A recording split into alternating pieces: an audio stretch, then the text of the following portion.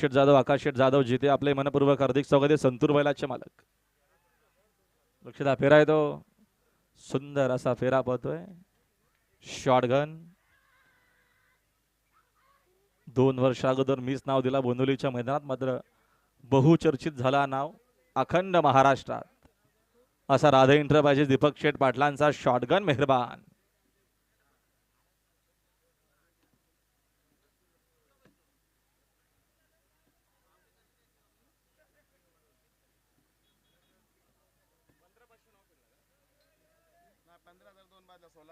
सोळा पाहिजेत.